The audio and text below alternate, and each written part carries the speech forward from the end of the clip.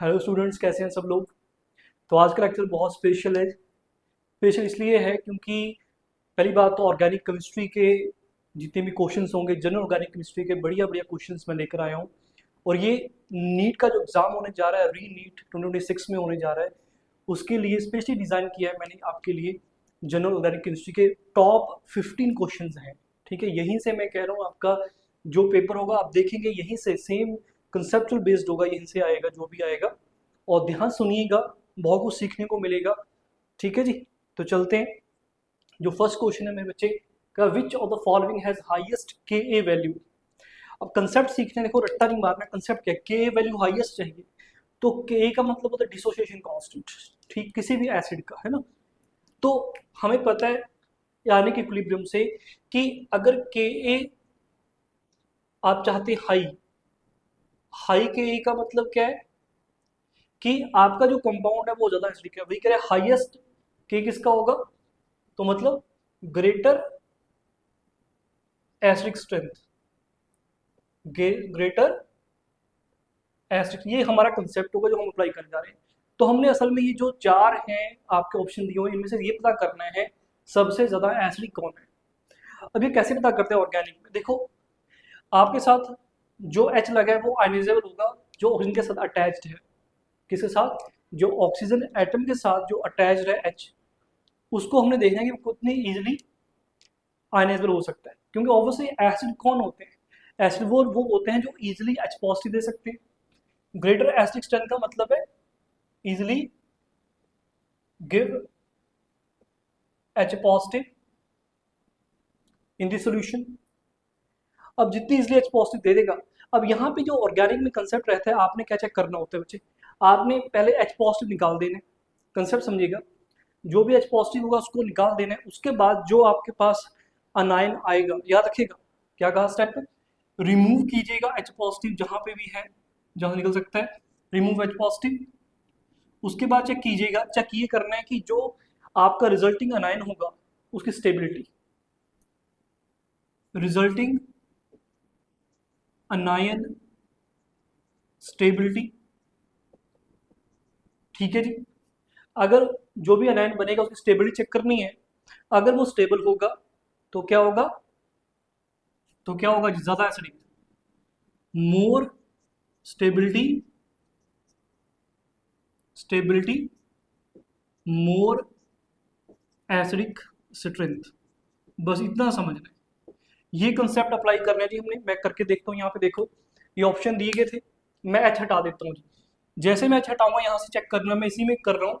अगर मैं यहाँ से H हटाता हूँ मुझे ये क्या बनेगा, CO नेगेटिव, COO नेगेटिव, ये बनेगा CO नेगेटिव, ये भी बनेगा COO नेगेटिव। यहाँ से भी H हटा दीजिएगा, CO नेगेटिव। हमने क्या कहा, जो रिजल्टिंग आपका अनायन होगा उसकी स्टेबिलिटी चेक करनी है। तो देखो जरा, यहां से हमें पता चला CO नेगेटिव सब में है, यहाँ पे फ्लोरीन लगा है। ठीक है, फ्लोरीन लगा हुआ है, तो इसका मतलब ऑब्वियसली इनकी जो फ्लोरीन की क्या है, जो पोजीशन है वो वेरी कर रही है। ये कौन सी पोजीशन पे है जी, ऑर्थो पे, ये मेटा पे, ये पैरा पे, और ये तो वहीं पे है जहाँ पे CO नेगेटिव भी है। और हमें पता है कि जो F होता है बच्चे, ये F का फ्लोरीन होता है। कंसेप्ट ये है, फ्लोरीन कैसा होता है जी, इलेक्ट्रॉन विड्रॉइंग। ये इलेक्ट्रॉन विड्रॉइंग कैसे होता है जी, इसका माइनस आई इफेक्ट होता है, माइनस आई इफेक्ट। ठीक है, माइनस आई इफेक्ट। हमें ये भी पता है कि जो इंडक्टिव इफेक्ट होता है वो डिस्टेंस के साथ वेरी करता है, जितना ज़्यादा डिस्टेंस उतना कम माइनस आई। जैसे हम करें, बात करें, डिस्टेंस अगर इंक्रीज करेगा, distance increases, minus I effect decreases. Concept समझ में आ गया। अब हमें चल रहा है कि देखो इलेक्ट्रॉन विड्रॉइंग, स्टेबिलिटी का मतलब क्या है, देखो अगर चार्ज डिस्पर्स हो जाए, चार्ज का जो नेगेटिव चार्ज है, मतलब आप ये मान के जो उसका दुख है उसके पास है ना, अगर कोई दुख बांट ले ऑक्सीजन के साथ तो उसका दुख कम हो जाएगा, तो स्टेबल हो जाएगा, है ना। तो कहने का मतलब ये हुआ कि जो आपका नेगेटिव चार्ज है अगर वो डिस्पर्स, टेक्निकल लैंग्वेज कहती है डिस्पर्स हो जाए, तो स्टेबिलिटी बढ़ेगी। देखो ये सब के सब जो एफ है ये आप अपना क्या करेगा, इंडक्टिव इफेक्ट लगाएगा, मतलब इलेक्ट्रॉन डेंसिटी पर खींचेगा, यहाँ पे स्टेबल करेगा।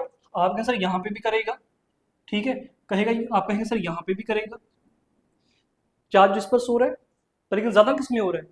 हमें पता है कि जितना ज़्यादा आपका एफ क्लोज होगा उतना वो इलेक्ट्रॉन विड्रॉइंग होगा, तो ऑब्वियसली ये ऑप्शन डी है, क्योंकि एफ सबसे पास में बैठा है कहाँ पे, डी ऑप्शन में।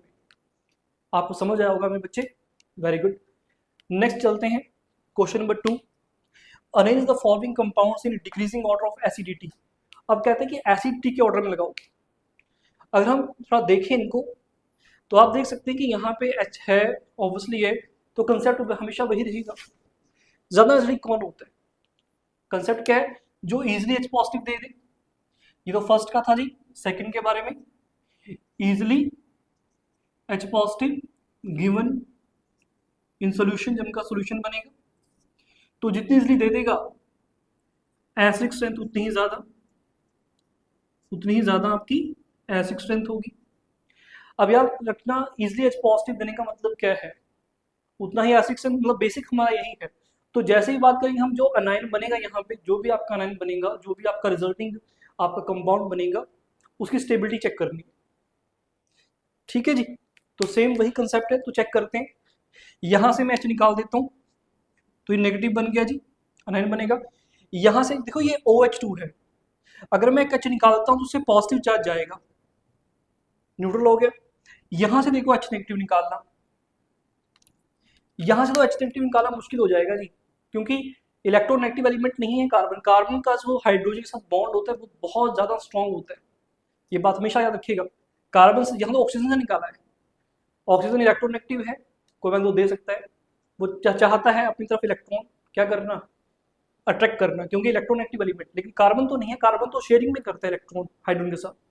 तो कार्बन के ऊपर पॉजिटिव चार्ज यहाँ पे एज कंपेयर दिस टू, यहाँ पे कार्बन हाइड्रोजन बॉन्ड तोड़ना मुश्किल हो जाएगा, क्योंकि कार्बन हाइड्रोजन का बॉन्ड बहुत ज्यादा क्या होता है जी, स्ट्रॉन्ग होता है।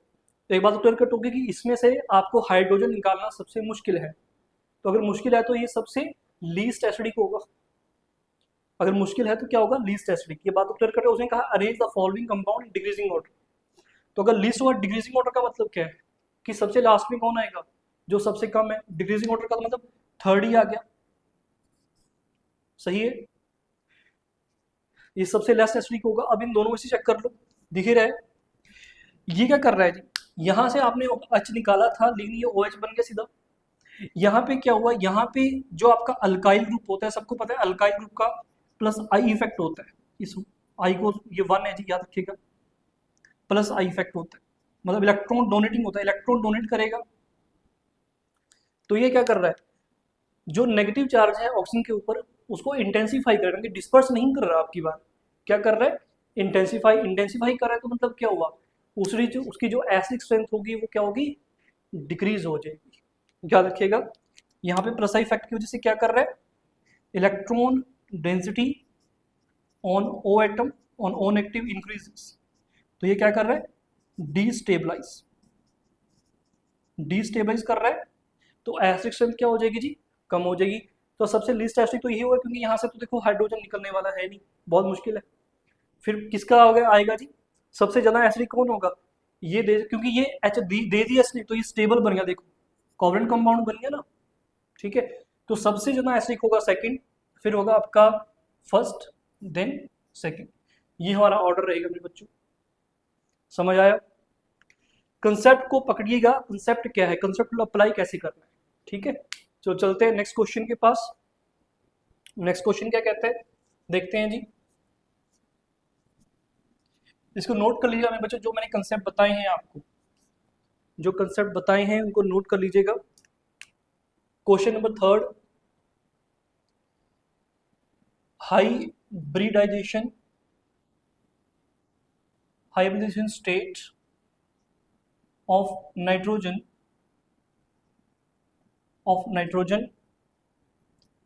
atom in the following compounds is respectively आपको कंपाउंड दिए थे जी, आपके देखे कंपाउंड क्या थे, ये ऐसे कंपाउंड बनाकर दिए गए हैं आपको।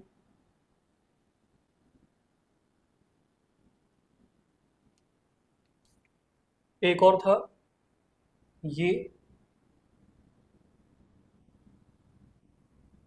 एक और ले लीजिएगा, यहाँ पे 3 थे मेरे ख्याल से। यहाँ पे होगा, इसको 5 मेंबर रिंग, सॉरी ये 6 मेंबर रिंग नहीं है जी, 5 मेंबर रिंग है, 5 member ring like this. Comment में एक नाम बताइए मुझे, मैं आपसे ये पूछता हूँ इन सबका आईयूपीएसी नेम बताइएगा मुझे सबका, ठीक है। कमेंट में आप मुझे आईयूपीएसी नेम बता रहे हैं सबका, ठीक है जी। तब तक मैं आंसर करता हूँ। देखो कहता, और ऑप्शन भी गिवन थे जी, यहाँ पे मैं ऑप्शन देता हूँ आपके लिए मेरे बच्चों, ऑप्शन जरूरी है यहाँ पे। चलो वैसे ऑप्शन तो हमें पता ही चल जाएंगे जब वहां पे दिए होंगे, ऑप्शन एमसीक्यू टाइप है ये, मैंने एमसीक्यू टाइप ही बनाया था, वो तो हमें पता चल जाएगा। रिस्पेक्टिवली का है तो सबसे पहले इसका बताना है, फिर इसका बताना है, ऑर्डर में, एक ऑर्डर में चाहिए मुझे। तो क्या करेंगे, हमें पता, देखो हाई ब्रीडाइजेशन निकालने का तरीका होता है एक, ठीक है। आपको जो हाई ब्रीडाइजेशन होती है उसका एक फॉर्मूला होता है, फॉर्मूला में क्या एक कंसेप्ट होता है, लॉजिक है। हाई ब्रीडाइजेशन जब निकालते हैं तो सिग्मा बॉन्ड काउंट करते हैं सबसे पहले, कि सिग्मा बॉन्ड है या नहीं है, सिग्मा बॉन्ड के इलेक्ट्रॉन को। फिर अगर कोई नेगेटिव चार्ज है वो भी लिया जाता है किसमें, हाई ब्रीडाइजेशन में। फिर आपका लोन पेयर लिया जाता है, लोन पेयर कहा गया है। लोन पेयर कौन सा, ये भी इंपॉर्टेंट है, लोन पेयर तो बहुत होते हैं, क्योंकि लोन पेयर जो होगा कहते कि वो लोन पेयर लेना है। अब देखो यहाँ पे ना दिक्कत ये है, अगर आप यहाँ पे चेक करें, ये पिरिडीन है मेरे बच्चे। पिरिडीन में क्या होता है कि आप सिंपल कहेंगे सर मुझे तो इसमें हाइड्रोजन चाहिए, मुझे चेक करना है, ये एक एस बॉन्ड होगा, डबल बॉन्ड में एक सिग्मा एक पाई, पाई को काउंट नहीं करते, ये बात याद रखना, पाई बॉन्ड को काउंट नहीं करना कभी भी हाई ब्रीडाइजेशन में, ठीक है। ये एस हुआ, ये पी होगा, ठीक है, ये पी हो जाएगा, क्योंकि ये सिग्मा था और ये पाई था, तो एक सिग्मा काउंट कर लिया मैंने। एस ऑर्बिटल, पी ऑर्बिटल, जो ये आपके लोन पेयर हैं इनके लिए भी एक पी ऑर्बिटल, तो sp2 हो गया, ये हो गया sp2। फिर इसके लिए क्या किया, ये एस ऑर्बिटल जब बॉन्ड बनाया सिग्मा, ये बॉन्ड सिग्मा है, एस एच के साथ सिग्मा बॉन्ड बनाया, सॉरी ये पी होगा, ये भी पी, क्योंकि 3 ऑर्बिटल होते हैं पी के, एक एस का होता है। एस ऑर्बिटल सिग्मा बॉन्ड के लिए, पी ऑर्बिटल सिग्मा बॉन्ड के लिए, फिर पी ऑर्बिटल सिग्मा, और लोन पे रहेगा जी ये, तो कहा गया इसके लिए भी करो, तो sp3 आ गया इसका, ठीक है। अब यहाँ पे देखो, आपके सर ये सिग्मा बॉन्ड है तो एस लिया जाएगा, फिर ये सिग्मा बॉन्ड बना, फिर पी लिया जाएगा एच के साथ, फिर ये सिग्मा बॉन्ड है तो यहाँ पे पी। आप कहेंगे सर ये इलेक्ट्रॉन बैठे इनको भी ले लो, ये भी sp3, ये वाले इलेक्ट्रॉन काउंट नहीं होंगे जी यहाँ पे, ये लोन पर काउंट नहीं होगा। कहा गया क्यों नहीं होगा, याद रखना बच्चे, लोन पेयर वही आपको काउंट करना है, वही कंसिडरेशन में लेना है जो कि डी लोकलाइज्ड नहीं हुआ, मतलब रेजोनेंस में पार्टिसिपेट नहीं करना चाहिए वो। अगर वो रेजोनेंस में पार्टिसिपेट कर गया तो वो हाई हाइब्रिडाइजेशन में नहीं आएगा, याद रखेगा। तो ये क्या कर रहा है जी, ये डीलोकलाइज है, डीलोकलाइज का मतलब रेजोनेंस में है रिंग के साथ, जो कॉन्जुगेट सिस्टम है आपको पता है ये ऐसे होगा, ये ऐसे है, तो दिस लोन पेयर क्या है, this lone pair is delocalised, is delocalised, delocalise का मतलब कॉन्जुगेशन में है, कॉन्जुगेट सिस्टम के साथ रेजोनेंस में है, कहने का मतलब सिंपल शब्दों में, तो उसको काउंट नहीं होता। तो लोन पेयर वही काउंट करने हैं जो कि क्या होते हैं, लोकलाइज्ड।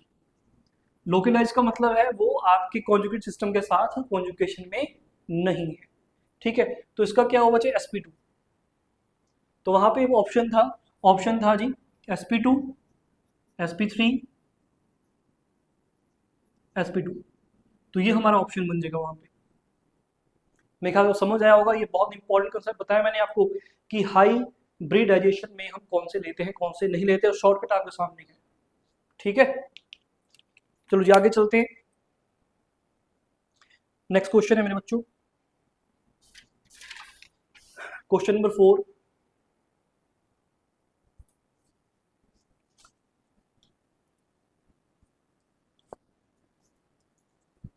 क्वेश्चन ये था,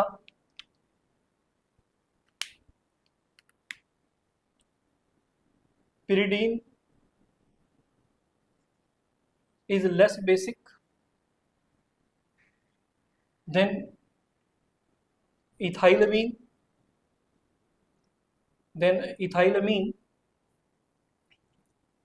यहाँ पे ट्राईथाइलामीन लिखा मुझे, triethylamine, because option first, option one ये है कि pyridine has aromatic character, pyridine has aromatic character, ये इसका रीजन है कहता। सेकंड कहता नाइट्रोजन इन pyridine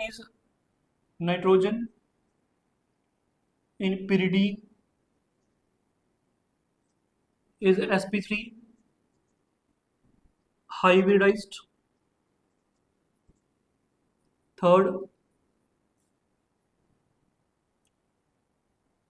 pyridine, एक और लिख लीजिएगा,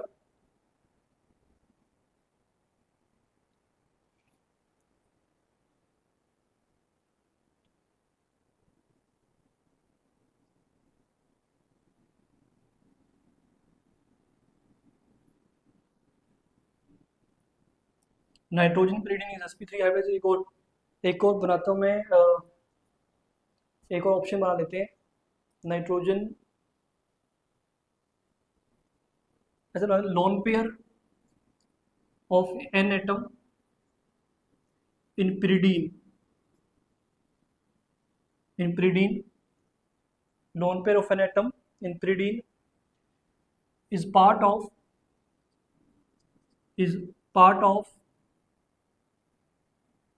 sp2 system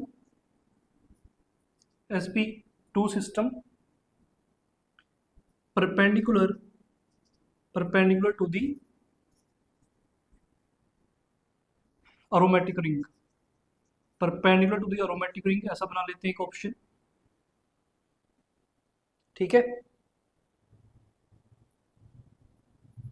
फोर्थ हमारा क्या होगा,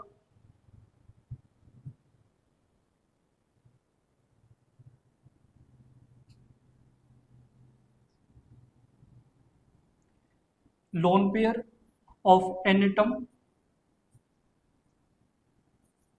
are in conjugation with benzene ring, ये ऑप्शन बना लेते हैं।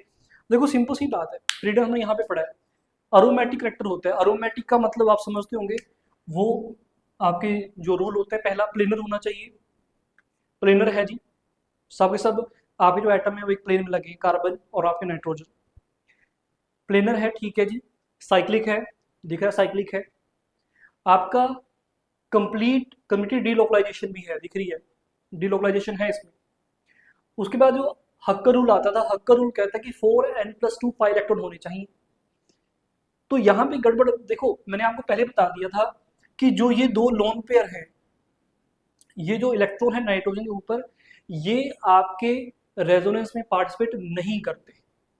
तो कितने पाई इलेक्ट्रॉन कितने होते हैं, 1 2 3 4 5 6, तो 6 पाई इलेक्ट्रॉन है। जो ये हक्कर रूल को फॉलो करता है 4n+2 वाला सिस्टम, अगर n की वैल्यू क्या रख दी जाए, 1 रख दी जाए, तो ये अरोमेटिक है। पर लेकिन pyridine इज लेस बेसिक, ये स्टेटमेंट इसको क्या नहीं करती, इसको प्रूफ नहीं करती। इसका मतलब अरोमेटिक होने की वजह से pyridine लेस बेसिक नहीं है जी, ऐसा कुछ नहीं है। वो हाँ, ये सही बोल रहे हैं आप कि अरोमेटिक है, पर लेकिन लेस बेसिक है, ये रीजन नहीं है। फिर nitrogen in pyridine is sp3, ये तो हमें सिंपल सा ही पता है कि sp2 होता है, तो हो ही नहीं सकता। फिर loan pair of N atom, जो लोन पेयर है N atom in pyridine is part of sp2 system. वो sp2 सिस्टम जो है, sp2 हमें पता था sp2 है जी, hybridization perpendicular to the aromatic ring. ये ऑप्शन देखो, क्योंकि मैंने कहा कि लेस बेसिक, बेसिक का मतलब क्या है, बेसिक वो कंपाउंड, याद रखना, लॉजिक सिंपल रखना मेरे बच्चों, कभी भी जितना मुझे बड़ा क्वेश्चन आ जाए, चाहे आपका एडवांस में क्यों ना आ जाए, वैसे तो ये नीट के लिए है। बेसिक कौन होता है, बेस वो होता है जो इजीली इलेक्ट्रॉन को डोनेट करते हैं, ये बात याद रखना। वो उसकी बेसिक स्ट्रेंथ सबसे ज़्यादा होगी जो इजीली डोनेट क्या कर देगा, अपने इलेक्ट्रॉन पेयर को। यहाँ देखो जो नाइट्रोजन है, क्या ये अपने इलेक्ट्रॉन पेयर को डोनेट कर देगी? वही बात कर रहे हैं। ट्राई इथाइलमीन कौन होगी? ट्राई इथाइलमीन, CH3 CH3 CH3, इसके पास लोन पेयर होगा। इन दोनों में से जल्दी इलेक्ट्रॉन डोनेट कौन कर देगा, इजिली कौन कर देगा? तो हमें पता है कि जो ये CH3 बैठे इनका प्लस आई होता है, तो ये इलेक्ट्रॉन डेंसिटी बढ़ाएंगे। नाइट्रोजन के पास इलेक्ट्रॉन डेंसिटी, अगर इलेक्ट्रॉन डेंसिटी बढ़ रही है तो जो अवेबिलिटी है आपके लोन पेयर की, इलेक्ट्रॉन डेंसिटी ज्यादा होगी, तो वो इजिली डोनेट कर पाएगा, वो इजिली डोनेट कर देगा। ठीक है जी। यहाँ पे चेक करो, ये लोन पेयर कहाँ पे है? ये लोन पेयर कहाँ पे है? कॉन्जुगेशन में है क्या? नहीं है, क्योंकि sp2 है ना, अभी मैंने कहा ये sp2 है, ये कॉन्जुगेशन में नहीं है आपके। ठीक है, पर लेकिन तो कहा गया फिर तो ये फ्रीली अवेलेबल होंगे जी, फ्रीली अवेलेबल है। आप कहेंगे सर फ्रीली अवेलेबल है, अगर ये वहां पे रेजोनेंस में पार्टिसिपेट नहीं कर रहे फिर तो फ्रीली अवेलेबल है, तो ये तो डोनेट हो सकते हैं। नाइट्रोजन डोनेट कर दे इसको, क्या दिक्कत है नाइट्रोजन को? कहा गया भाई डोनेट कैसे कर देगी? अगर आप इसका पीछे का बिहाइंड पूरा मैकेनिज्म पढ़ें, इसका पूरा अच्छे से स्ट्रक्चर देखें ना, स्ट्रक्चर ये कहता है कि जो ये लोन पेयर है ना, ये परपेंडिकुलर बैठे हैं किसके, जो sp2 सिस्टम बने, तो ये डोनेट नहीं कर सकती। डोनेट करती है तो आपकी क्या होता है, स्ट्रेन बढ़ती है, यहाँ पे ओवरलैपिंग ही नहीं हो पाएगी, ओवरलैपिंग मुश्किल है यहाँ पे। ठीक है, तो जिसकी वजह से lone pair of N atom in pyridine is part of sp2 and perpendicular to the aromatic ring है, इसकी वजह से ये अपने इलेक्ट्रॉन पेयर को इजिली डोनेट नहीं कर सकता। कौन? pyridine नहीं कर सकती, तो यही इसका आंसर है। फोर्थ एक बार और देख लो, lone pair of N atom are in conjugation, भाई नहीं जी नहीं, कॉन्जुगेशन में तो है ही नहीं, तो ऑप्शन क्या सही है? थर्ड है। याद रखना बहुत इंपॉर्टेंट है, मैंने आपको बहुत अच्छे से बताया। नाइट्रोजन के पास इलेक्ट्रॉन अवेलेबल थे, यहाँ पे भी आपके इलेक्ट्रॉन अवेलेबल थे, मतलब लोन पेयर डोनेट करने के लिए, लेकिन ज्यादा डोनेट कहाँ होगा? यहाँ पे होगा इजिली डोनेट, क्योंकि यहाँ पे कोई बंदिश ही नहीं है इसके ऊपर। इलेक्ट्रॉन, एक तो इलेक्ट्रॉन ऐसी बढ़ रही है इसके ऊपर, ठीक है जी, तो ये इजिली डोनेट कर पाएगा। यहाँ पे लोन पेयर है, लेकिन कैसे हैं? They are perpendicular to the aromatic ring, तो वहां पे क्या होगा, आपकी डोनेशन इजी नहीं होगी, बॉन्ड ही नहीं बन पाएगा वहां पे। याद रखिएगा बच्चे, इंपॉर्टेंट है। नेक्स्ट चलते हैं, नेक्स्ट क्वेश्चन। क्वेश्चन देखिएगा,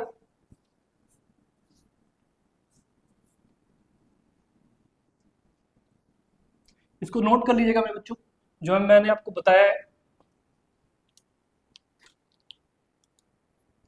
क्वेश्चन है विच,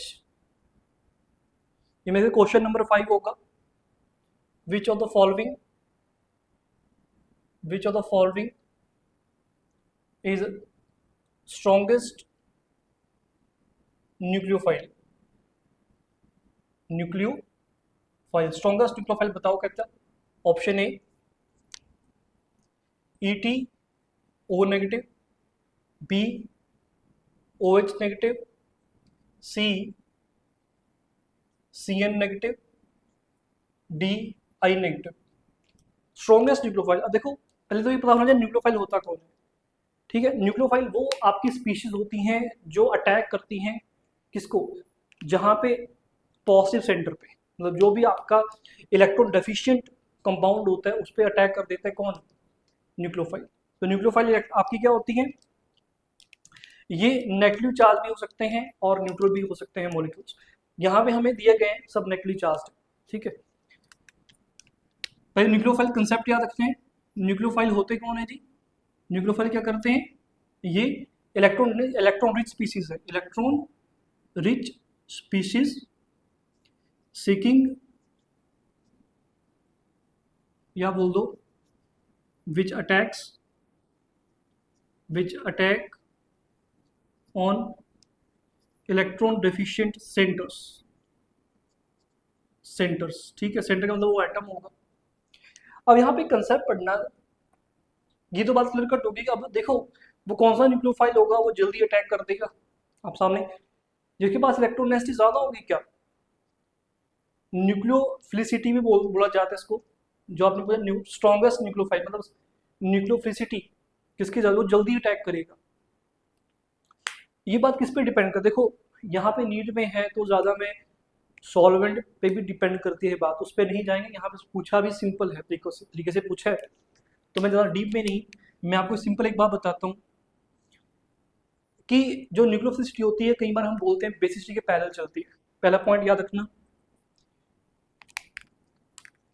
nucleophilicity nucleophilicity parallel to basicity if atom carry negative charge belongs to same period। ठीक है, ये बात पैरेलल चलती है, जो जितना बेसिक स्ट्रेंथ होगी वही आपकी न्यूक्लियोफिलिसिटी होगी। अब देखो यहाँ पे ऑक्सीजन है, कार्बन है, सब एक ही पीरियड के एलिमेंट है, इनमें क्लियर कट हो जाएगा। कैसे क्लियर कट हो जाएगा कि आप इनकी बेसिसिटी चेक कर लो। अभी बताया बेसिसिटी का मतलब क्या होता है, जो इजीली इलेक्ट्रॉन डोनेट कर दे अपने, या कई बार ऐसा भी बोलती है किताब में कि आप एसिडिक स्ट्रेंथ चेक कर लो। एसिडिक का मतलब क्या है, एच लगाया फिर एच हटाना ही पड़ेगा। तो बात तो वही करो कि बेसिक स्ट्रेंथ ज़्यादा किसकी है, बेसिक स्ट्रेंथ बेस कौन होते हैं, जो इलेक्ट्रॉन पेयर डोनेट कर देगा इजिली। किसको करेगा, एच को करेगा और प्रोटॉन को करेगा। मैं आपको बताऊंगा न्यूक्लियोफाइल में और बेसिक स्ट्रेंथ में क्या फ़र्क होता है, ये सेम नहीं होती चीज़ें। यहाँ पे इस केस में पैरेलल चलती हैं चीज़ें, डिफरेंट कब होंगी उसके बारे में बात करेंगे। नेगेटिव है, सी नेगेटिव है, इन तीनों में से तो बता ही सकता है कौन होगा जिसके पास सबसे ज़्यादा क्या होगा, नेगेटिव चार्ज ज़्यादा होगा, जो इजिली डोनेट कर दे। आई नेगेटिव भी दिख रहा है वैसे तो, देखो आई नेगेटिव तो बहुत नीचे चला गया है। अगर इन तीनों में से बात करेंगे स्ट्रॉन्गेस्ट न्यूक्लियोफाइल कौन होगा, इन तीनों में से स्ट्रॉन्गेस्ट कौन होगा, चेक करो ज़रा। जो ज़्यादा बेसिक होगा, ज़्यादा बेसिक कौन होगा जी, देखो ये कौन है, इथाइल। इथाइल क्या कर रहा है, अगर चेक किया जाए CH3 CH2O नेगेटिव, प्लस आई है, आपका इलेक्ट्रॉन डेंसिटी इंक्रीज हो रही है तो बढ़ रही है, तो आसानी से इलेक्ट्रॉन दे सकता है। और ये क्या है, OH नेगेटिव। OH नेगेटिव में पता है कि H का ना ही प्लस आई होता है ना माइनस आई, तो जितना इलेक्ट्रॉन डेंसिटी है उतनी है, इसके पास इलेक्ट्रॉन डेंसिटी ज़्यादा है। ठीक है, अगर बेसिसिटी की बात की जाए तो ये ज़्यादा क्या होगा, ये इजिली डोनेट कर देगा, तो न्यूक्लियोफिलिसिटी ज़्यादा होगी जिसकी। ठीक है, फिर CN नेगेटिव को चेक करो, हमें पता है बेसिक स्ट्रेंथ अगर हम करें, इसमें H लगा दें, इसमें H लगा दें, तो क्लियर कट है कि acid is the strongest base, sorry strongest acid होगा। स्ट्रॉन्गेस्ट एसिड होगा तो बेसिसिटी क्या होगी इसकी, कम होगी जी, किससे, आपके इन दोनों से। ठीक है, तो यहाँ पे हमारा वैसे आई नेगेटिव दिख ही रहा है कि आई नेगेटिव अब आई नेगेटिव रह गया।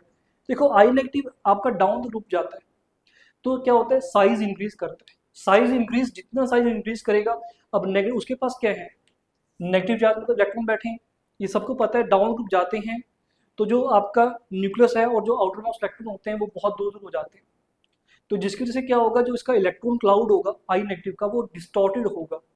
डिस्टॉर्टेड होने का मतलब ये है बच्चे कि बिखरा पड़ा होगा, बिखरा पड़ा है तो क्या कर सकता है, इजिली डोनेट कर सकता है।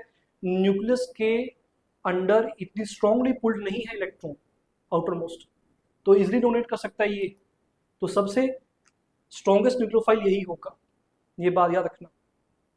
ठीक है, इंपॉर्टेंट है जी, याद रखिएगा इस बात को।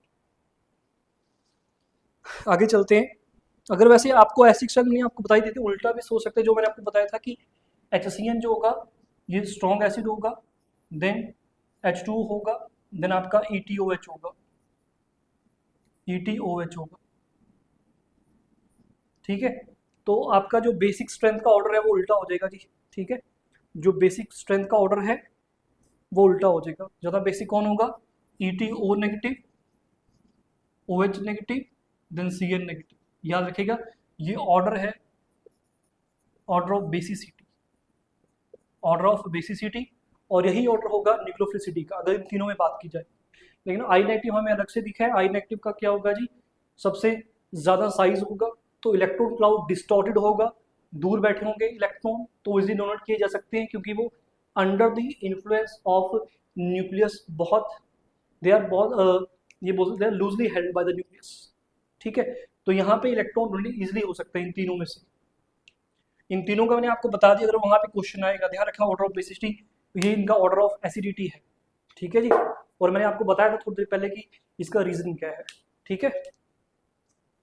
आगे चलते हैं मेरे बच्चों। नेक्स्ट है आपका क्वेश्चन,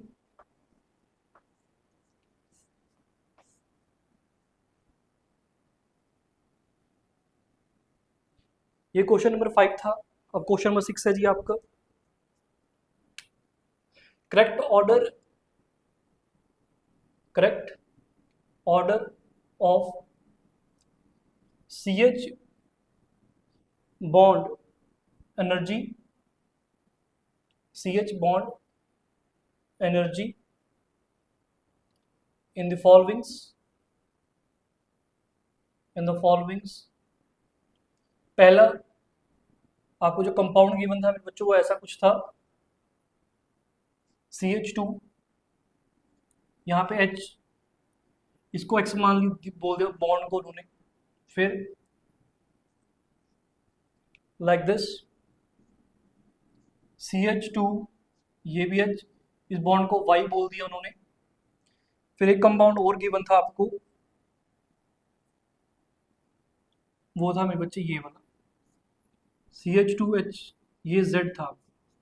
तो इनको correct order of CH bond energy, मैं बोल देता हूँ कि करेक्ट इंक्रीजिंग ऑर्डर बोल दो, है ना, हम करेक्ट इंक्रीजिंग ऑर्डर बोल देते हैं, हमें कंसेप्ट समझना है। तो कभी भी ऐसा क्वेश्चन आए, मतलब कार्बन हाइड्रोजन बॉन्ड की एनर्जी के बारे में बात करें वहां पे, तो आपको क्या करना है कि आपको वो H हटा देना है, क्योंकि यहाँ पे क्या हो रहा है कि जब ये बॉन्ड बना हुआ है, यहाँ पे आपका एक एक इलेक्ट्रॉन शेयरिंग में है, आपने क्या करना है H को उसके इलेक्ट्रॉन किस में हटा देने, तो आपने हटा दिया, वो इलेक्ट्रॉन, एक इलेक्ट्रॉन रहेगा किसका है, कार्बन का, तो कार्बन के पास इलेक्ट्रॉन आ जाएगा। यहाँ से भी H हटाना है, ऐसे ही कार्बन के पास एक इलेक्ट्रॉन रह गया, यहाँ पे भी हटा देना है, तो ये बन गए फ्री रेडिकल्स। क्या बन गए बच्चे, फ्री रेडिकल। तो अब याद रखिएगा, जो फ्री रेडिकल बना है, अगर उसकी स्टेबिलिटी ज्यादा, अगर उसकी स्टेबिलिटी देखो, मान लो कि वो फ्री रेडिकल बन गया, H चला गया, आप ऐसे सोचो, जो हाइड्रोजन है वो चला गया H एटम, अगर उसके जाने के बाद भी जो कंपाउंड है वो स्टेबल है, तो इसका मतलब क्या है, उसको उसकी जरूरत ही नहीं थी। जो H गया वो कहेगा जा, मैं तो फिर भी स्टेबल बन रहा हूँ जी, जा, तो कोई दिक्कत ही नहीं है। तो समझ आ गया वो कंसेप्ट। इसका मतलब ये है, ऐसे क्वेश्चन में याद रखना है, स्टेबिलिटी ऑफ फ्री रेडिकल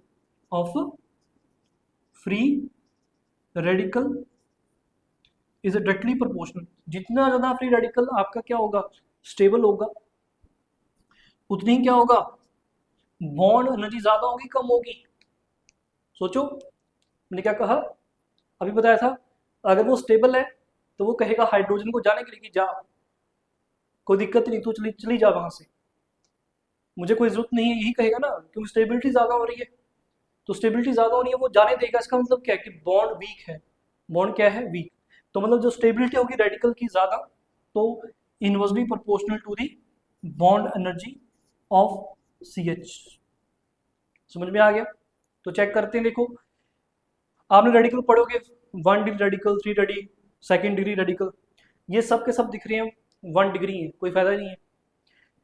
यहाँ पे रेडिकल बना तो क्या इसको, जो ये आपका अल्काइल ग्रुप है, ये CH2 है, ये आपका CH है, ये इसको इलेक्ट्रॉन डोनेट करेंगे, प्लस ही होता है, इलेक्ट्रॉन डोनेट कर रहे हैं, तो क्या है, वो उसकी जो इलेक्ट्रॉन पेयरिंग की क्षमता है उसको क्या कर रहे हैं कि फुलफिल कर रहे हैं, सेटिस्फाइड कर रहे हैं। यहाँ पे क्या देखो, यहाँ पे जो इलेक्ट्रॉन है ना बच्चे, ये इस कॉन्जुगेशन सिस्टम के साथ क्या है, रेजोनेंस में है। देखो ये रेजोनेंस में आ रहा है, इलेक्ट्रॉन यहाँ पे आएगा, तो ये वाला इलेक्ट्रॉन यहाँ पे आएगा, ठीक है, और ये जो इलेक्ट्रॉन है ये कार्बन ले लेंगे अपना। तो मतलब क्या हो रहा है कि उसकी जो इलेक्ट्रॉन पेयरिंग की, मतलब ये बोल दो कि जो इलेक्ट्रॉन पेयरिंग की उसकी चाहत है, उसको वो क्या कर रहा है, पूरी कर रहा है, कौन, रेजोनेंस। समझ आ गया। तो मतलब ये स्टेबिलिटी अचीव कर पा रहा है ड्यू टू रेजोनेंस। यहाँ पे देखो, तो यहाँ पे कहा गया, यहाँ पे भी ऐसा ही होगा, ये इलेक्ट्रॉन सिंगल यहाँ पे आएगा, इस पाई इलेक्ट्रॉन सिस्टम का जो इलेक्ट्रॉन है वो भी यहाँ आएगा, डबल बॉन्ड बना रहेगा, फिर ये इलेक्ट्रॉन कहाँ चला जाएगा, इस सिंगल पे, फिर रेजोनेंस आगे कंप्लीट होगी। देखो आगे भी कंप्लीट हो सकती है। फिर ये क्या हो सकता है, ये इलेक्ट्रॉन जो यहाँ पे आएगा बच्चे, ये फर्दर यहाँ पे जाए और ये इलेक्ट्रॉन कहाँ जाए, फर्दर यहाँ डबल बॉन्ड, और ये वाला इलेक्ट्रॉन आपका यहीं पे रह जाएगा। तो इसका मतलब दिख रहा है कि रेजोनेंस दोनों में है, लेकिन इसमें ज्यादा है, इसमें कॉन्टिन्यूटी है रेजोनेंस में, वहां पे वो खत्म हो रहा है। आप कहेंगे सर दूसरी तरफ रेजोनेंस नहीं हो सकती, नहीं हो सकती जी, कॉन्जुगेट बॉन्ड थोड़ी ना साथ में, सिस्टम चाहिए कॉन्जुगेशन के लिए हमें। तो यहाँ पे कॉन्टिन्यूस, यहाँ पे रेजोनेंस है, लेकिन यहाँ पे क्या है, ज्यादा रेजोनेंस है, कॉन्टिन्यूटी में है रेजोनेंस, कॉन्टिन्यूअस रेजोनेंस है। तो ज्यादा स्टेबल कौन, ये सबसे ज्यादा स्टेबल है, ये क्या है उसे कम स्टेबल, फिर ये क्या है सबसे कम स्टेबल। तो सबसे ज्यादा जो स्टेबल होगा, सबसे ज्यादा जो स्टेबल होगा, तो क्या कहेगा ये जाने देगा उसको, कहेगा जा। तो जिसका मतलब जो जेड बॉन्ड होगा जो भी हमने यहाँ बनाया था, इसका ये लीस्ट होगा, सबसे कम बॉन्ड एनर्जी होगी। तो जेड यहाँ पे उन्होंने इंक्रीजिंग ऑर्डर कहा था, तो जेड सबसे कम आएगा, फिर कौन आएगा जी, ये आएगा, और फिर कौन आएगा, एक्स आएगा। क्योंकि ये इसकी जो बॉन्ड एनर्जी होगी वो क्या होगी, वो सबसे ज्यादा, इसको तोड़ना सबसे मुश्किल हो जाएगा, इनको तोड़ना आसान हो जाएगा, वो कहेंगे तोड़ लो कोई दिक्कत ही नहीं है, हम तो फिर भी स्टेबल है ना, लेकिन ये उसकी स्टेबिलिटी कम रहेगी। तो ये आपका ऑर्डर रहेगा मेरे बच्चों, समझना कंसेप्ट क्या है, ठीक है। आगे चलते हैं, इसको नोट कर लीजिए मेरे बच्चों।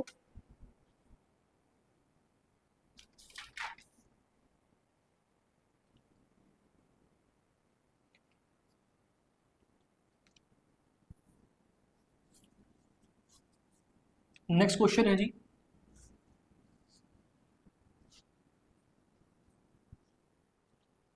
क्वेश्चन नंबर 7 है हमारा, correct order of decreasing acidity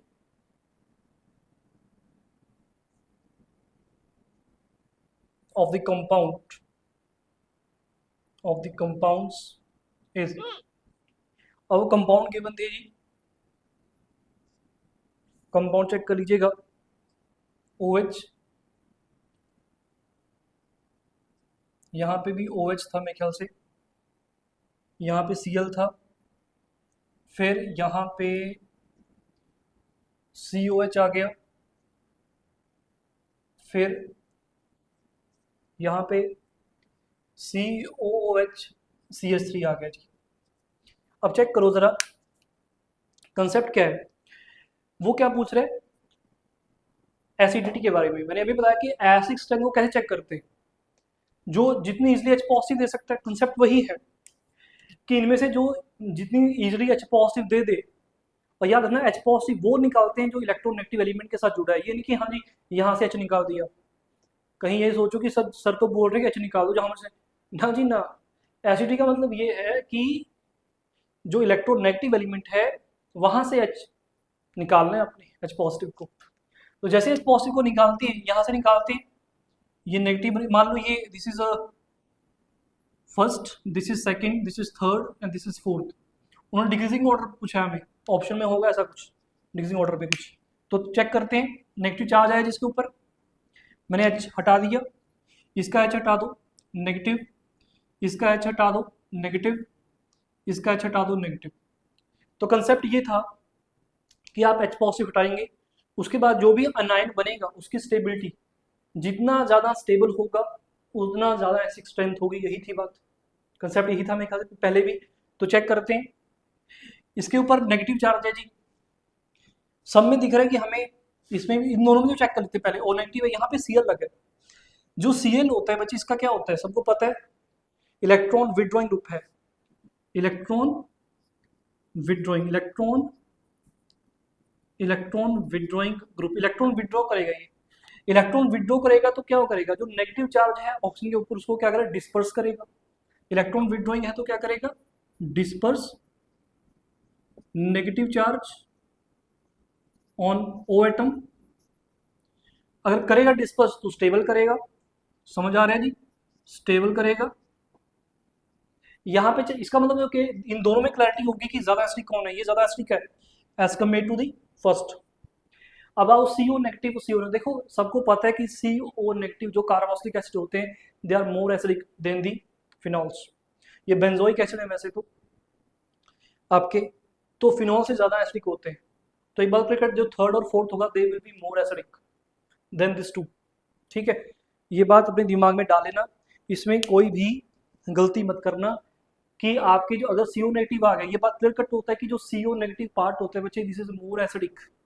क्यों एसिडिक ज्यादा होता है ये भी बता दूं OH नेगेटिव के हिसाब से, ये वाला केस से, क्योंकि यहाँ पे जो C डबल बॉन्ड होता है वो नेगेटिव होता है, इसको R मान लो, ये कॉन्जुगेशन में बैठे हैं या रेजोनेंस हो रही है पहले से ही, रेजोनेंस हो रही है, तो नेगेटिव चार्ज जो है वो पहले से वो खुद डिस्पर्स कर रहा है, कौन, ऑक्सीजन। और दूसरी बात ये है कि ऑक्सीजन के पास क्या है, ऑक्सीजन इज इलेक्ट्रोनेगेटिव एलिमेंट, और दोनों के ऊपर क्या आ रहा है, नेगेटिव चार्ज, तो ये ज्यादा स्टेबल होंगे।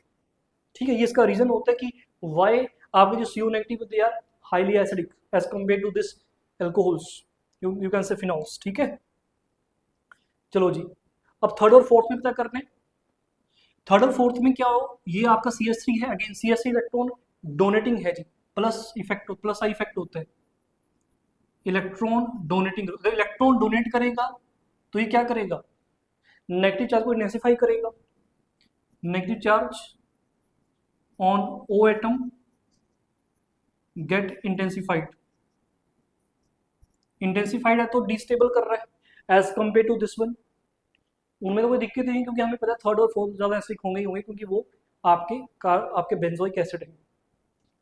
गेट इंटेंसिफाइड ज्यादा हो रहा है, तो ये क्या हो रहा है, नेगेटिव चार्ज इंटेंसिफाई हो रहा है, ये डिस्टेबल हो रहा है, डी स्टेबल हो रहा है as compare to this one. यहाँ पे कोई नेगेटिव चार्ज को डिस्पर्स नहीं कर रहा, वो अलग बात है कि बेंजीन रिंग, हमें पता है कि ये भी याद रखना, आपको कहीं जरूरत पड़ जाए कि बेंजीन रिंग का प्लस आई होता है कि माइनस आई होता है। देखो है तो ये अल्काइल ग्रुप ना, तो इसका प्लस आई होता है बच्चे, हमेशा ये याद रखेंगे। पर लेकिन सब में जो बेंजीन है वो कॉमन है, इसलिए मैंने नहीं लिया कभी। ठीक है, वो कॉमन है, उसका इफेक्ट तो क्या देखना जब कॉमन ही है सब में। ठीक है, तो इफेक्ट इसका देखना था, तो हमें पता चला कि जो थर्ड है ये सबसे ज्यादा क्या बन रहा है, सबसे ज्यादा स्टेबल होगा, तो ये सबसे ज्यादा एसिडिक भी होगा। इन्होंने डिक्रीजिंग ऑर्डर का है तो डिक्रीजिंग में लगाएंगे, थर्ड सबसे ज्यादा acidic, then fourth, then in दोनों में से मैंने आपको बता दिया था ये डिस्पर्स कर रहे हैं चार्ज को एज कम्पेयर टू दिस, तो ये सेकंड, देन फर्स्ट। ये बच्चे आपका डिक्रीजिंग ऑर्डर रहेगा, याद रखिएगा। जो समझाया है कंसेप्ट समझिएगा, मैंने क्या कंसेप्ट समझाया है, कंसेप्ट आपके सामने है, कैसे पता करना है चीज़ों को। चलो आगे चलते हैं, नेक्स्ट क्वेश्चन भी बड़ा ही खास है। ये सब क्वेश्चन मैंने थोड़े से चूज किए हैं बच्चे जहां से कंसेप्ट आ सकते हैं, और मैं आपको मैक्सिमम कंसेप्ट समझा सकूं कम क्वेश्चंस के अंदर, कम क्वेश्चंस के अंदर ज़्यादा कंसेप्ट समझा सकूं जो आ सकता है। फिर कहता है कंपेयर रेट ऑफ EAS। मुझे ES की फॉर्म बताओ, ये इस टाइप की रिएक्शन है, मुझे EAS की फुल फॉर्म बताओ जल्दी कमेंट्स में, जल्दी जब तक मैं सोल्व करता हूँ। What do mean by EAS, कौन सी टाइप की रिएक्शन है ये। ठीक है, कंपेयर रेट ऑफ EAS, मैं तब तक लिखता हूँ आपके कंपाउंड्स किन के बारे में बात कर रहे हैं वो, O नेगेटिव Na पॉजिटिव, फिर यहाँ पे है जी आपका OH, फिर है आपका NH2, देन बेंजीन खुद है। कंपेयर रेट, इसको फर्स्ट माने, सेकंड, थर्ड, फोर्थ। तो कहता है बताओ जी जल्दी से EAS की फुल फॉर्म बताओ पहले, तभी क्वेश्चन हो सकता है ये, अदरवाइज ये क्वेश्चन हो नहीं सकता जब तक आप EAS की फॉर्म नहीं बताएंगे। इलेक्ट्रोफिलिक शब्द पहला है, दूसरे क्या हो सकता है, ए का मतलब क्या होगा, एडिशन होगा क्या, इलेक्ट्रोफिलिक एडिशन। अगर इलेक्ट्रोफिलिक एडिशन होता तो ये आर होता है, इलेक्ट्रोफिलिक एडिशन रिएक्शन होता आर, एस है तो एस से सब्स्टिट्यूशन पड़ता है, तो ये क्या हो सकता है, इलेक्ट्रोफिलिक अरोमेटिक सब्स्टिट्यूशन। बच्चे याद रखिएगा, ES का मतलब है electrophilic substitution, electrophilic aromatic, aromatic substitution, substitution. यहाँ पे देखो मैं आपको एक ही कंसेप्ट बताता हूँ कैसे पकड़ते हैं चीज़ों को।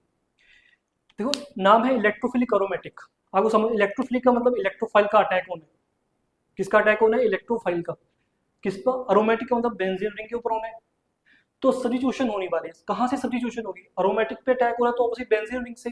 इसका मतलब ये होगा जितने भी ये बेंजीन रिंग लगे हैं इनमें से यहाँ पे एच लगे हैं, सबके सब एच लगे हैं, तो इनमें से जो एच होगा वो रिमूव होगा, जो अटैकिंग इलेक्ट्रोफाइल है वो आगे लग जाएगा यहाँ पे। सिंपल है। तो कहा गया अब इलेक्ट्रोफिलिक सब्स्टिट्यूशन रेट बताना है, तो रेट का मतलब क्या कि जो इलेक्ट्रोफाइल है इनकमिंग वो कितनी इजीली अप्रोच कर सकता है, कितनी वो फास्ट अटैक करेगा, इस बात के ऊपर डिपेंड करता है। इलेक्ट्रोफिलिक अरोमेटिक का मतलब समझिएगा attack of electrophile on the benzene ring and substitute for one or more H atom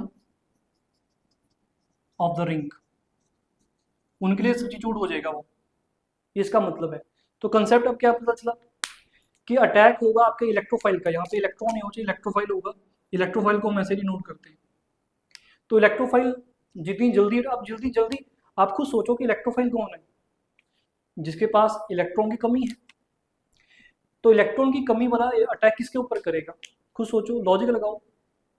जिसके पास इलेक्ट्रॉन डेंसिटी ज्यादा होगी, तो एक बात तो क्लियर कट है, वो उस बेंजीन रिंग के ऊपर जल्दी अटैक करेगा जिसके ऊपर इलेक्ट्रॉन डेंसिटी ज्यादा होगी। तो इलेक्ट्रॉन डेंसिटी ज्यादा कहाँ पे है?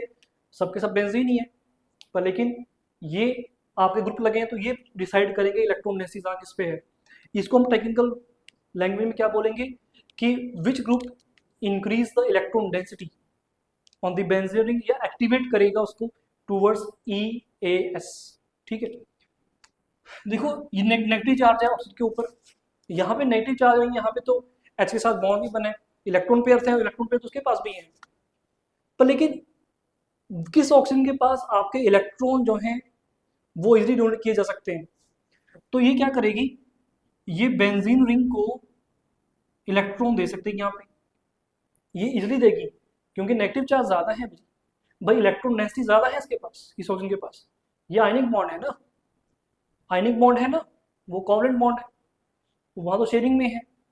तो ये क्या कर सकती है, इलेक्ट्रॉन डेंसिटी ज्यादा होने के कारण it will increase the electron density of the benzene ring, तो घूम जाएगी पूरे के पूरे इलेक्ट्रॉन यहाँ पे, तो इलेक्ट्रॉन डेंसिटी बढ़ा रहा है, बढ़ाएगा ये भी, ऐसी बात नहीं है, इलेक्ट्रॉन डेंसिटी यहाँ पे बढ़ेगी, ठीक है, पर लेकिन कम बढ़े क्योंकि ओवर नेगेटिव पे इलेक्ट्रॉन डेंसिटी ज्यादा है, ठीक है। As compared this one. अब नाइट्रोजन की बात कर लो, सबको पता है कि इलेक्ट्रॉन जो होते हैं इसके पास लोन पेयर है, इसके पास भी लोन पेयर है। ज्यादा इलेक्ट्रोनेगेटिव कौन होता है? Oxygen is more electronegative. जो ज्यादा इलेक्ट्रोनेगेटिव होता है बच्चे, क्या वो दूसरे को इलेक्ट्रॉन दे सकता है? क्या वो दूसरे को कहेगा कि हाँ तू मैं तेरी तरफ इलेक्ट्रॉन डेंसिटी कर दूं? नहीं कहेगा। तो as compare to oxygen and nitrogen, इन दोनों में इस पर कोई क्लैरिटी है कि यहाँ पे ऑक्सीजन के ऊपर इलेक्ट्रॉन डेंसिटी ज्यादा है, तो वो क्या करेगा, वो डोनेट कर देगी वहां पे बेंजीन रिंग पे। लेकिन इस केस पे क्या होगा, नाइट्रोजन लेस इलेक्ट्रोनेगेटिव है, लेस इलेक्ट्रोनेगेटिव है। अगर दोनों को कंपेयर करो, इन दोनों सेकंड और थर्ड को, इसी से मोर इलेक्ट्रोनेगेटिव, तो इजिली इलेक्ट्रॉन कौन देगा, NH2। तो याद रखिएगा अगर इलेक्ट्रॉन डेंसिटी देने की बात आई, ठीक है, इसको आप ऐसे लिख सकते हैं,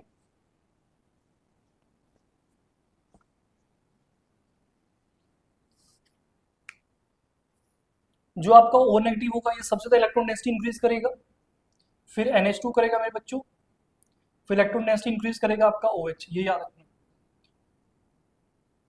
increasing order of electron donation to benzene ring.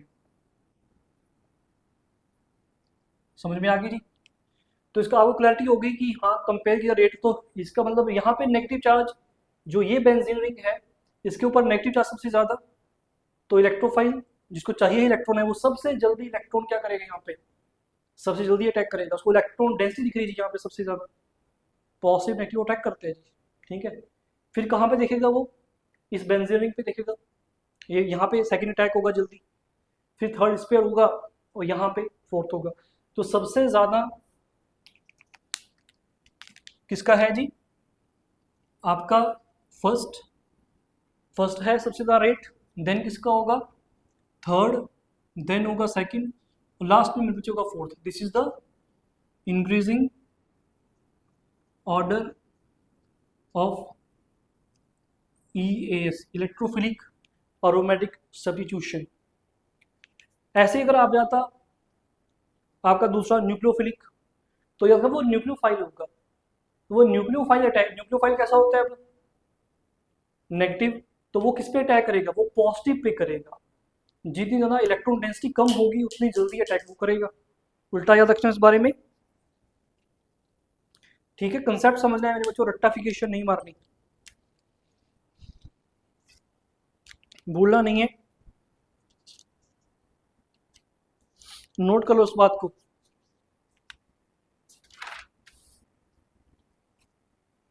Next question लिखता हूं जी मैं आपके लिए।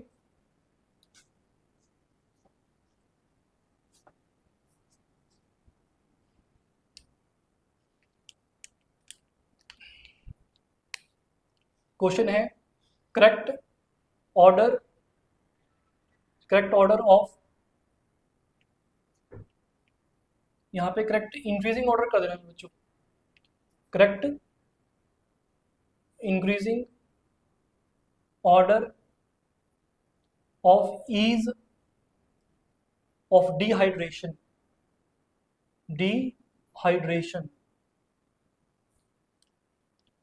in the followings क्या होगा जी, ये अल्कोहल है, ऐसे गिवन होगा, this and again this one,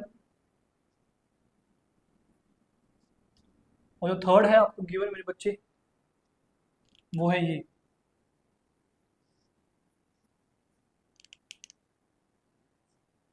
तो यहाँ पूछा गया है कि ईज ऑफ डिहाइड्रेशन किस में होगी।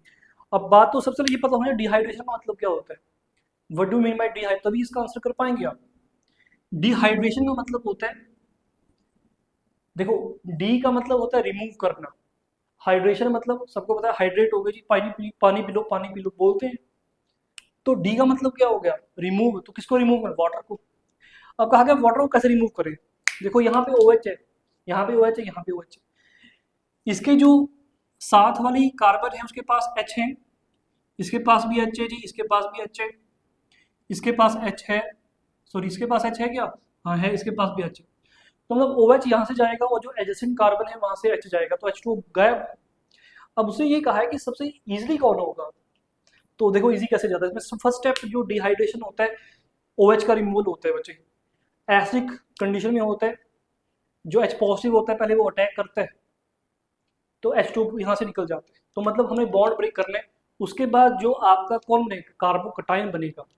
यार डिहाइड्रेशन में कार्बोकटायन बनते हैं, याद रखिए ये बात, याद है कार्बोकटायन फॉर्मेशन की डिहाइड्रेशन में। तो OH हटा दो यहाँ से, यहाँ पे पॉजिटिव चार्ज आ जाएगा, इससे भी हटा दो पॉजिटिव चार्ज, यहाँ से भी हटा दो तो पॉजिटिव चार्ज।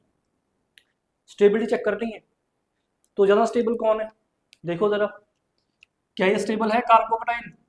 अब डिग्री कभी डिग्री ढूंढते हैं कार्बोकटायन के बारे में, सबको पता है कि 3 डिग्री ज़्यादा होता है, फिर 2 डिग्री 1 डिग्री, वो वाले क्वेश्चन तो आसान है, वो आप सीधे ढूंढ सकते हैं। आप देख सकते हैं ये 3 डिग्री 2 डिग्री नहीं है, ये सबके सब 2 डिग्री हैं, ठीक है। तो होगा क्या, इंपॉर्टेंट है रेजोनेंस, स्टेबल है, यहाँ पे देखो प्लस आई इफेक्ट होगा, जो ये दो आपके अल्काइल ग्रुप हैं ये इसको स्टेबल करेंगे, वो तो यहाँ पे भी है। तो यहाँ पे क्या होगा बच्चे, रेजोनेंस, यहाँ पे क्या होगी, रेजोनेंस हो जाएगी। तो कहा गया सर यहाँ पे रेजोनेंस हो जाएगी, कहा गया बिल्कुल हो जाएगी, ये यहाँ पे और ये यहाँ पे, अगेन कॉन्टिन्यूटी है रेजोनेंस में, यहाँ पे ज़्यादा रेजोनेंस है, तो सबसे ज़्यादा इंक्रीजिंग ऑर्डर सबसे इजीली आप H2 कहाँ से निकाल सकते हैं, यहाँ से निकाल सकते हैं। तो अगर इसको फर्स्ट है, this is second, this is third, तो इंक्रीजिंग ऑर्डर का मतलब है थर्ड सबसे ज़्यादा then second, then first. Concept simple है। डिहाइड्रेशन, ईज ऑफ डिहाइड्रेशन मतलब क्या है? Stability of carbocation. सिंपल याद रखना है, ease of dehydration, dehydration is directly proportional to the stability of carbocation। Carbocation, जितना ज़्यादा कार्बोकेटाइन स्टेबल उतनी इजिली डिहाइड्रेट होगा अल्कोहल। याद रखेगा इस बारे में, क्वेश्चन इंपॉर्टेंट आ सकता है आपको। ठीक है, बस स्टेबिलिटी चेक करनी है और कुछ नहीं। वैसे ये 2 स्टेप होता है। जब मैं ऑर्गेनिक आपके वो लेकर आऊँगा, उसके लेक्चर लेकर आऊँगा, उसमें डीप में लेके आपको समझाऊंगा कि इनके ये 2 स्टेप मैकेनिज्म होता है डिहाइड्रेशन। वैसे जिन्होंने पढ़ा हुआ है, क्योंकि ये रीनीट के लिए है स्पेशलाइज, तो मैं ये मान के चल रहा हूँ जी आपने ये डिहाइड्रेशन स्टेप पढ़े होंगे। जस्ट 2 स्टेप मैकेनिज्म, पहले में H पॉजिटिव आता है, कार्बोकेटाइन बनता है, जैसे स्लो स्टेप। उसके बाद जो फास्ट स्टेप होता है आपका removal of proton, H positive निकलता है। तो ये असल में ये अल्कीन बनेगी असल में, ये भी याद रखना। और सबको पता है सर्जेफ रूल के अकॉर्डिंग बनता है। सर्जेफ रूल क्या कहता है कि most alkylated alkene will be preferred. ठीक है, वो एल्कीन वो बनेगी क्योंकि यहाँ पे क्या बन सकता है, आपका मिक्सचर बन सकती है एल्कीन्स की, लेकिन वो एल्कीन बनेगी जो सबसे ज़्यादा अल्काइलेटेड होगी। ये भी याद रखना, ये इंपॉर्टेंट पार्ट है इसका। वैसे जीओसी का पार्ट नहीं है, अल्कोहल से था लोग, लेकिन मैंने आपको वैसे समझा दिया। ठीक है, जो डिहाइड्रेशन, क्योंकि डिहाइड्रेशन क्वेश्चन तो आता ही है, ये जीओसी में आते हैं, क्योंकि इसको रिमूव करना, कार्बोकेटाइन स्टेबिलिटी वगैरह, ये सब जीओसी का पार्ट है।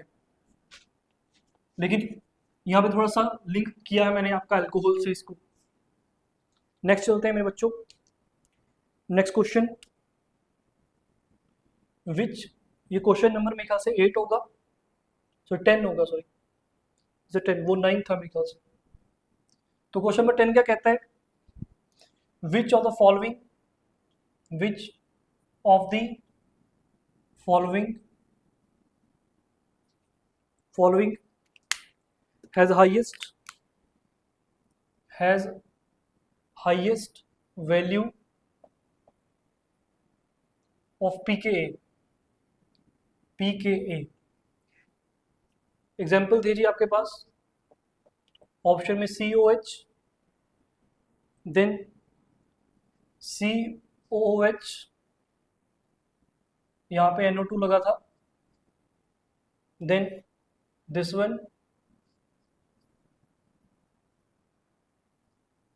एंड लास्ट में था ये वाला।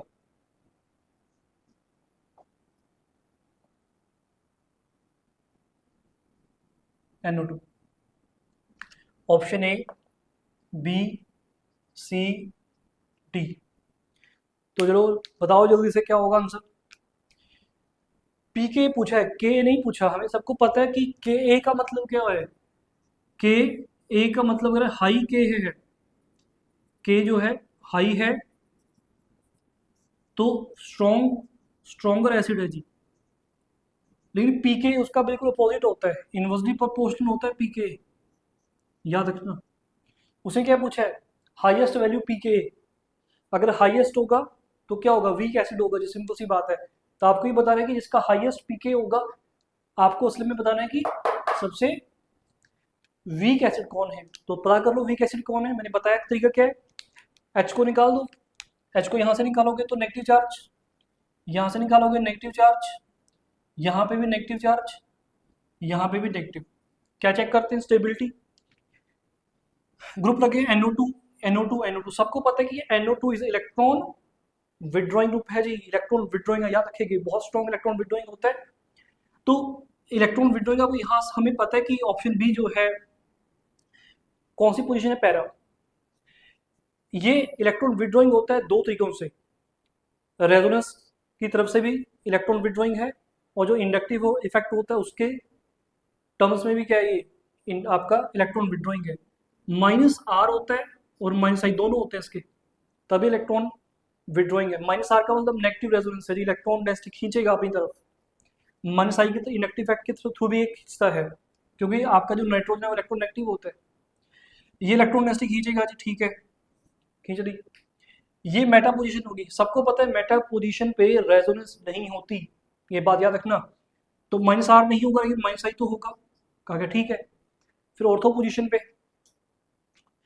ऑर्थो पोजीशन पे क्या होगा, माइनस आर भी होगा और माइनस आई भी होगा।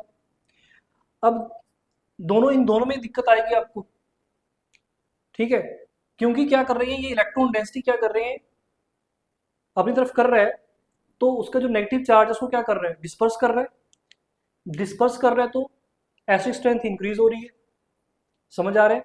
हमें वीक एसिड पता करना है ना, तो यहां से क्या होगा, वीक एसिड तो मेरे ख्याल से आपको समझ ही आया होगा, हाईएस्ट वैल्यू पीक है तो समझ ही आ गया होगा। इसमें जो नेगेटिव चार्ज है वो कोई डिस्पर्स नहीं कर रहा है ना, इन तीनों में डिस्पर्स हो रहा है। डिस्पर्स हो रहा है तो क्या हो रहा है, डिस्पर्स हो रहा है तो स्टेबिलिटी बढ़ रही है, स्टेबिलिटी बढ़ रही है तो एसिड स्ट्रेंथ बढ़ रही है। पर हमें तो क्या चाहिए, हमें तो वीकर एसिड चाहिए। तो आंसर क्लियर है अब तक तो भाई, इसमें कोई नहीं कर रहा, इसका नेगेटिव चार्ज कोई डिस्पर्स ही नहीं कर रहा, यहाँ पे नेगेटिव चार्ज फिर भी डिस्पर्स हो रहे हैं। लेकिन दोनों में मैं आपको बता दूं, दोनों में कौन होगा, अब देखो नेगेटिव माइनस आर तो कॉमन हो गया, माइनस आई भी कॉमन, लेकिन माइनस आई का एक और फैक्टर होता है, वो क्या होता है, डिस्टेंस। जितनी ज़्यादा दूर होगा उतना कम, तो माइनस आई होगा लेकिन क्या होगा, लेस होगा। यहाँ पे माइनस आई क्या होगा, मोर होगा, ज़्यादा होगा। अगर वैसे पूछते हैं इन दोनों में से ज़्यादा एसिडिक कौन है जी, इन दोनों में से, तो नेगेटिव चार्ज यहाँ ये ज़्यादा डिस्पर्स करेगा, तो this will be more acidic. अगर मैं ऑर्डर लिखना चाहूँ, हमारा आंसर वैसे ए आई गया है, मैं इन जनरल आपको बता रहा हूँ। तो आपका ये ज़्यादा डिस्पर्स करेगा चार्ज को, डिस्पर्स करेगा तो स्टेबिलिटी ज़्यादा, स्टेबिलिटी ज़्यादा तो स्ट्रॉन्गर एसिड ज़्यादा, ठीक है, एसिडिक स्ट्रेंथ में। तो सबसे ज़्यादा एसिडिक कौन होगा जी, दिख ही रहा है, डी, देन ये बी था मेरे ख्याल से, this is B, then C, then A. A is the least acidic और इसका हाईएस्ट के पी के ए भी होगा, ये भी याद रखिएगा, ठीक है। आगे चलते हैं जी क्वेश्चन नंबर पे।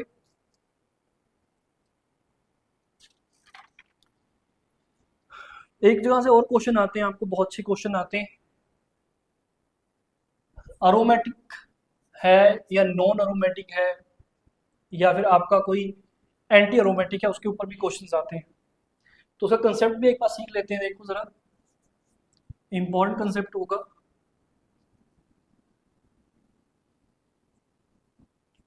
देखिएगा जरा, क्वेश्चन कहता विच of the following, which of the following is aromatic, is aromatic, कौन होगा अरोमेटिक। ऑप्शन ए ऐसा गिवन था जी,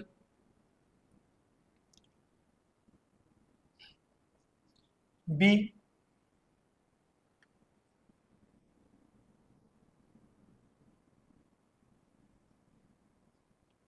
ये था, सी ऑप्शन था ये वाला आपका,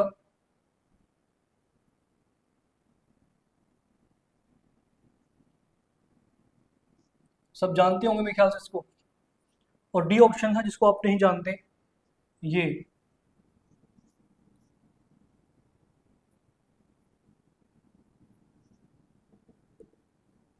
कहा गया अरोमेटिक बताओ सबसे ज्यादा कौन है, तो सबसे ज्यादा अरोमेटिक, सॉरी अरोमेटिक ही पूछा है, और ये नहीं पूछा ज्यादा कौन है। ये जो आपका ये है, पहले मैं आपको कंसेप्ट समझा देता हूँ कि अगर जिनको कंसेप्ट नहीं पता, मेरे ख्याल सबको पता ही होगा, सबको पता ही होगा, तो अरोमेटिक कौन होता है पहले ये चेक कर लो। इसमें मैं सीधा चलता हूँ, इसको कैसे बनाया गया, असल में ये है कि पॉजिटिव चार्ज अगर सेंटर में दिखाया गया तो इसका मतलब हर एक पे पॉजिटिव आता होगा, रेजोनेंस है यहाँ पे, तो ये कैसा दिखाया गया होगा, ये ऐसा होता है, ये यहाँ पे डबल बॉन्ड और यहाँ पे पॉजिटिव चार्ज, ये भी पॉजिटिव चार्ज घूम सकता है, तो ये प्लेनर है, हाँ जी प्लेनर है, प्लेनर है। उसके बाद साइक्लिक है, साइक्लिक है जी, उसका दिख रहा है कि साइक्लिक मतलब एक रिंग है, रिंग टाइप है, साइक्लिक है, क्लोज है आपकी। फिर क्या ये इसमें कॉन्जुकेशन है, हाँ दिख रहा है, रेजोनेंस है इसमें, अगर ये यहाँ पे घूमे तो आपके रेजोनेंस हो सकती है, रेजोनेंस है यहाँ पे, कॉन्जुकेशन है, हाँ जी है कॉन्जुकेशन इसमें, ठीक है। फिर कहता है कि अरोमेटिकली एक चीज और चाहिए, वो क्या है, 4n+2 पाई इलेक्ट्रॉन चाहिए जी हमें, तो चेक करो कि इसमें है क्या। तो कितने पाई इलेक्ट्रॉन है देखो, 1 2 3 4, तो 4 पाई इलेक्ट्रॉन। तो क्या आप एन की वैल्यू पुट करो कुछ भी, वैसे कुछ नहीं होता है, एन की वैल्यू यहाँ से 0 से स्टार्ट होती है जी, इसमें 0 1 2 3 ऐसे होता है। क्या 4 पाई कभी आ सकता है इसका आंसर? एन को 0 पुट करो 2 आता है, 1 पुट करो 6 आता है, तो 4 पाई नहीं आ सकता। तो ये तो नहीं हुआ अरोमेटिक। फिर ये इसको सीधा दिख रहा है कि ये क्या है, बहुत इंपॉर्टेंट क्वेश्चन है जी ये। आप ध्यान से देखो, क्या पहले पता चल जाता है कि सर नॉन प्लेनर, ये नॉन प्लेनर है जी, क्योंकि ये दो आपको दिख रहे हैं ना, ये है ना, ये sp3 कार्बन लगे यहाँ पे, ये sp3 कार्बन है, ये sp2 कार्बन है, ठीक है। तो ये तो एक प्लेन में हो ही नहीं सकता यहाँ पे, जो पहले ही क्या हो गया, नॉन गया वहां से गायब। चेक कीजिए इसको, ये सबसे इंपॉर्टेंट, इसको बोलते हैं बच्चे एनुलीन बोलते हैं, ये जो स्ट्रक्चर होता है इसको बोलते हैं एन्यूलीन, और वो भी कौन सी, 8। तो आपको पता चल गया 8 क्यों लगाया मैंने, पता चल गया होगा तब तो। ये असल में ये अगेन नॉन प्लेनर है, नॉन प्लेनर, ठीक है, नॉन प्लेनर। अब नॉन प्लेनर है तो आपको पता होगा 3 होता है, aromatic, anti aromatic and non aromatic. तो मुझे बता दो ये कौन है, अरोमेटिक तो हो ही सकता क्योंकि कंडीशन ही फेल हो गई। फिर एंटी अरोमेटिक है कि नॉन अरोमेटिक है, बताना मुझे, ठीक है, कमेंट में बताओ कौन है ये। हाँ जी यहाँ पे आ जाओ। तो इनके दोनों ऊपर भी धप्पा लग गया जी, नहीं होंगे, तो होगा सिर्फ ये, क्लियर कट है। ये कैसे होगा, इसमें चेक करते हैं, इंपॉर्टेंट है यहाँ पे कंसेप्ट देखो। यहाँ पे क्या होगा, ये प्लेनर है, साइक्लिक है, कॉन्जुकेशन है, रेजोनेंस दिख रही है, रेजोनेंस दिख रही है जी हमें, यहाँ से इलेक्ट्रॉन यहाँ जाएंगे, फिर यहाँ जाएंगे, फिर यहाँ जाएंगे इलेक्ट्रॉन, कॉन्जुकेशन है इसमें। क्या इलेक्ट्रॉन है, 4 pi electron, 4n+2 rule follow कर रहा है। आप कहेंगे सर हम चेक करते हैं, बच्चे यहाँ पे जो मैंने देखे हैं कई बार बच्चे क्या करते हैं सर, हम गिनते हैं पाई इलेक्ट्रॉन, वो क्या गिनते हैं, वो गिनते हैं 1 2 3 4 5 6 7 8, कहीं तो यहाँ तक गिनते हैं 1 2 3 4 5 6। देखो अगर आप कहेंगे, ये बात क्लियर कट होती है कि जो आपका कॉन्जुकेशन है, पाई इलेक्ट्रॉन कौन होता है, पाई इलेक्ट्रॉन किसको माना जाता है, जो तो आपके पाई बॉन्ड में है, डबल बॉन्ड में प्रेजेंट है। अगर कोई लोन पेयर है तो उसको भी पाई इलेक्ट्रॉन कहा जाएगा, कहा जाएगा, लेकिन कंडीशन ये है कि वो डीलोकलाइज्ड हो, मतलब रेजोनेंस में पार्टिसिपेट कर रहा हो। अगर रेजोनेंस में पार्टिसिपेट कर रहा है तो पाई इलेक्ट्रॉन माना जाता है। ये वाला इलेक्ट्रॉन कर रहा है पार्टिसिपेट, दिख रहा है हमें, पर याद रखना out of the two lone pair, out of the two lone pair कोई एक रेजोनेंस में जाएगा यहाँ पे। तो यहाँ पे कितने आपके इलेक्ट्रॉन पेयर हैं, ये भी इंपॉर्टेंट बात होती है। बच्चे क्या सोचते हैं कि सर 1 2 3 4 5 6 वो इसको भी लेते हैं, जो यहाँ पे कार्बन ऑक्सीजन के बीच में आपका क्या है, कार्बन ऑक्सीजन के बीच में क्या है आपका जो डबल बॉन्ड है, उसके पाई इलेक्ट्रॉन्स भी गिन लेते हैं। भाई ये नहीं होगा। अरोमेटिक की कंडीशन क्या थी, अरोमेटिक की कंडीशन थी कि आपका प्लेनर होना चाहिए, साइक्लिक होना चाहिए, कॉन्जुकेशन ये इंपॉर्टेंट, साइक्लिक कॉन्जुकेशन होनी चाहिए जी। कॉन्जुकेशन हो रही है लेकिन ये बॉन्ड कहाँ पे है, ये यहाँ पे होना चाहिए ना रिंग। तो जो ये वाले इलेक्ट्रॉन है, pi electron, they are not part of the cyclic ring, वो साइक्लिक रिंग का पार्ट नहीं है, तो ये वाले पाई इलेक्ट्रॉन नहीं लिए जाएंगे आपके। तो कहा गया सर कौन से लिए जाएंगे, 1 2 3 4 5 6, क्लियर हुआ। तो 6 पाई इलेक्ट्रॉन होंगे यहाँ पे। आप इन दोनों को मान के चलेंगे, ये लोन पेयर है यहाँ पे, ये पार्टिसिपेट कर सकते हैं दोनों में से, कर सकते नहीं कर सकते।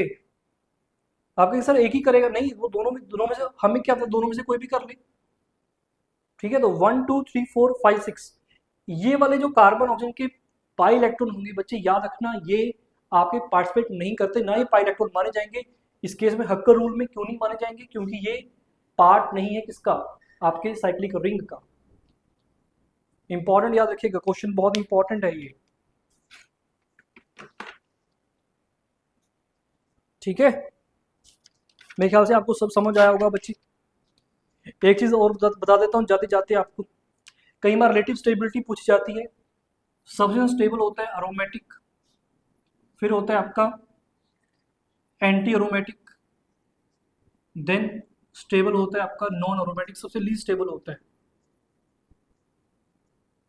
ठीक है, अरोमेटिक की कंडीशंस ये 3 हैं, और एक है 4n+2 pi electron. Anti aromatic की क्या है, 4n पाई इलेक्ट्रॉन। बाकी की 3 सेम है, बाकी की 3 सेम है। ये जो प्लेनर होना, साइक्लिक होना चाहिए, कॉन्जुगेशन होनी चाहिए, दोनों में एप्लीकेबल होनी चाहिए। अरोमेटिक में सिर्फ 4n+2 pi electron, anti aromatic में 4n पाई इलेक्ट्रॉन्स। जबकि नॉन अरोमेटिक कौन होता है, नॉन अरोमेटिक वो होते हैं बच्चे जो इन दोनों में से कोई एक कंडीशन को लैक कर दे, मतलब फॉलो ना करे। जैसे हमने कहा था ये नॉन, दोनों नॉन प्लेनर है, तो ये क्या होंगे जी, नॉन अरोमेटिक होंगे, याद रखिएगा, दे आर नॉन अरोमेटिक। मेरे ख्याल में वो समझ आया होगा बच्चे। ठीक है, तो ये मेरी तरफ से क्वेश्चन थे जो इंपॉर्टेंट थे। ठीक है, जो मैंने आपको लिए तैयार किए थे, इससे बहुत चीज़ें मैंने आपको सिखाई हैं, क्वेश्चन इन्हीं से आएंगे। अच्छे से कंसेप्ट को लर्न कर लीजिएगा आप। ठीक है, तो मिलते हैं आपको नेक्स्ट लेक्चर में। मैं कल और से एक सीरीज लेकर आऊँगा आपके लिए, जो नीट के प्रीवियस क्वेश्चन ओवरसी है, ऑर्गेनिक केमिस्ट्री से ही लेकर आऊँगा। ठीक है, मिलते हैं आपको नेक्स्ट लेक्चर में बच्चे।